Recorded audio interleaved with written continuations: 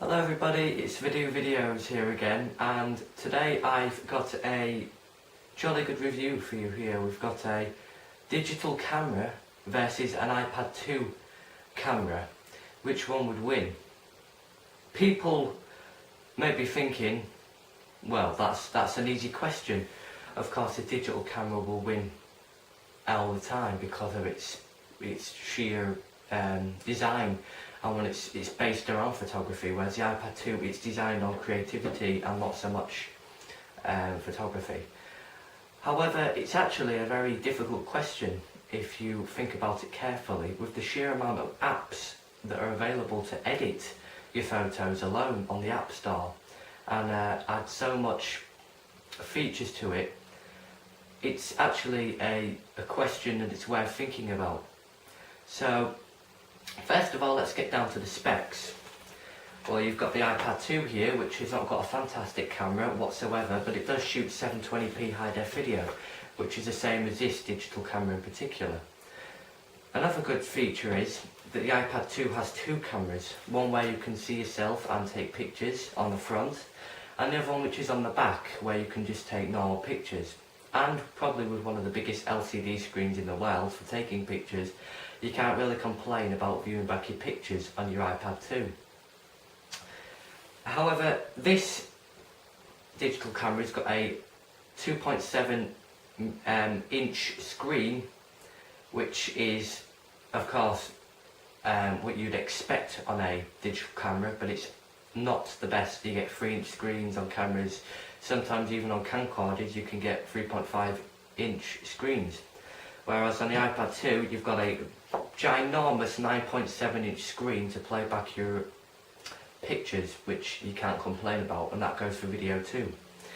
So it's actually a fairly difficult question, and especially when you buy an iPad 2, let's just boot this up right now, you automatically get a photo booth on there, you get some features on there to view back your photos, and you can't really complain. Even if you're not really connected to the internet, you're still able to view back your pictures and edit them in some way. So we're now having a look at this camera here, and even though it is a 12.2 megapixel sensor, the picture quality is noticeably different than the iPad 2's. You can do depth of field and change the ISO. It's more advanced on this camera, including the flash and everything. And the iPad 2's, it says a bog standard camera, and you wouldn't expect to take pictures with an iPad 2 camera for so like you wouldn't choose it to go on holiday with simply because it's too big. But if you were at home and you wanted a bit of fun taking pictures, you may actually choose this over this one, but it's entirely people's choice. So first of all, the iPad 2 here, it's lightweight and it's thin, and I've already reviewed this if you've seen my other channel, but it is it's a very good camera system to have for entertainment purposes. And this is a bit more serious. Of course, you can attach this to a tripod with an iPad 2. The problem is you can't actually just sit it on a table. You can't just stand it up like that, because it will fall over and you probably won't have an iPad 2 anymore, which is, at the end of the day, 400 quid at least you pay for one of these. Are you going to take that risk? I don't think so. But with this camera, you can just sit it on the table and stuff like that, and it's pretty easy for somebody to use. And also it boots up much quicker than an iPad 2. You want to take a quick video or a quick picture, and you haven't so much got about 2 minutes waiting for this to boot up. You've got literally 2 seconds for it to switch on, and instantly click away like that. So let's take a look at these interior system.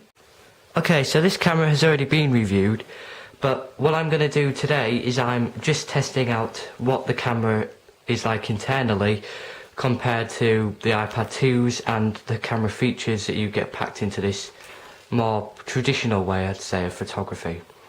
So first off, you've got the ISO, you've got the flash, and you've got the other camera settings here.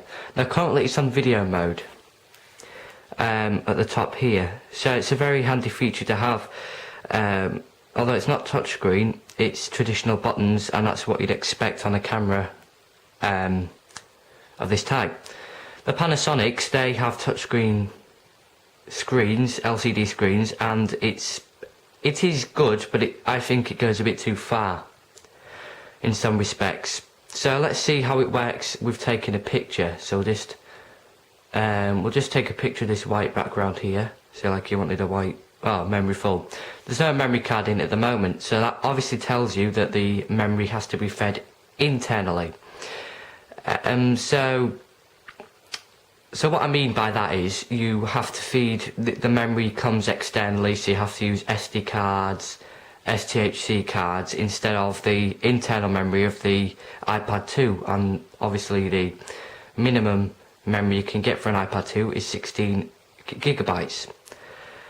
So I'd recommend, I'd say that the memory of a traditional camera is far better than the internal memory, obviously because you can swap the memory cards and you can add more memory onto it as well. So that's this camera. Now let's go review the iPad 2. Now the iPad 2 has some reasonable differences towards a traditional digital camera. Although the megapixels may not be that high, probably only about 1 to 2 megapixels. When photos are taken with an iPad 2, I can see a reasonable difference between my other cameras and the camera on the iPad 2, and I must say that the camera on the iPad 2 is not very good whatsoever. But being a harsh critic of photography, which some people are, this would probably not perform enough for them. So I have this landscape view because I just think that when you're taking pictures it's more like a camera when you're holding it landscape. Slide to unlock, and instantly there is the obvious touchscreen which you use to navigate throughout these apps and throughout these photography. But we're not looking at apps today, we're looking at the photography side of it. So automatically you've got FaceTime here, which is built into the actual tablet itself. You've got the camera here, the photo booth here.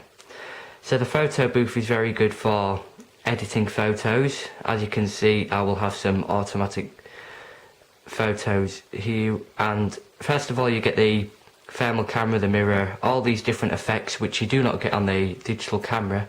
And I think Apple just want to make it a bit more fun for you, because obviously they don't base their products around photography. It's more around computing and small handheld devices such as iPods and iPhones. So instantly you can see that I've downloaded a special app dedicated to Apple, and it's the iMovie, which is dedicated to the movie mode. And iMovie, instantly when you click onto it, you've got all these different type of systems that you'd get on a Mac, for instance. And then you've got the actual camera itself, which is for taking still images, if not video. So all you do to switch between images and video is you toggle this little thing here, pull it across, and you've instantly gone straight into video or back into camera mode. And with these two cameras on the front and back, they're very helpful for you if you're wanting to take a photo. And you can also toggle between them two cameras by pressing this little button up here, and instantly you can see my hand here. So as you can see, the depth of field is not there at all. However, it's only a tablet computer, so you're not expecting miracles.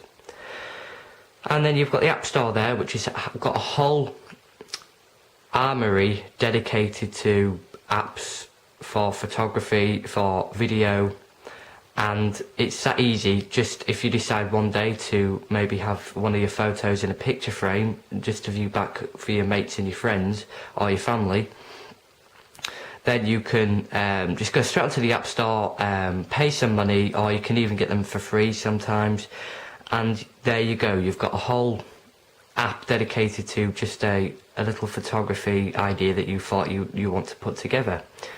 And obviously on the Samsung, you can't just go straight onto an app store because you have the software CD, which you have to stay with, unfortunately, which is for most traditional cameras, in fact all of them, where the software CD is stuck to you, and if your computer doesn't accept it, well, that's a problem you've got to take, and you've got to take on the chin. So that's really what I have for you there. So the overview of those pictures that I've just taken is that the iPad 2 has a lot of graininess and noise in each one of those photos. The Samsung has a clearer image than the iPad 2, however you had to play a lot about with the ISO and the flash, which obviously does take up time if you want a quick image. So for taking speedy images, I'd recommend the iPad 2 for that. The Samsung digital camera is different in its own way because of its ability to widen up its settings to users. The iPad 2, it's just clicking a button and you've taken a picture. But I did find the iPad 2 easier to use and quicker to use as well. And it's also got the frame rate of a professional DSLR, which most people like the high frame rate nowadays.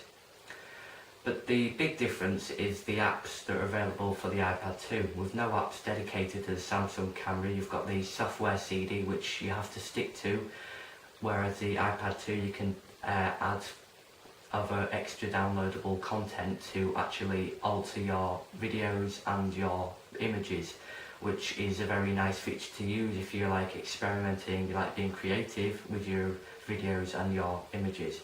And the iMovie as well is a very handy video editor to use. So that's what is a big difference. However, my conclusion is to stick with a digital camera over an iPad 2. I don't think most people would buy an iPad 2 for the camera anyway, but if you're thinking maybe that you've already got an iPad 2 and you're looking to buy a digital camera as well, I'd say go ahead, because I wouldn't stick with the iPad 2 camera. It's too big, really. The screen is good for playback, but it's just too big, and I'll say you wouldn't be walking about on holiday with a big iPad 2, would you really? So that's my conclusion on the iPad 2 versus the Samsung digital camera, and I'm here from VaddooVideos, and I will see you next time. Bye bye.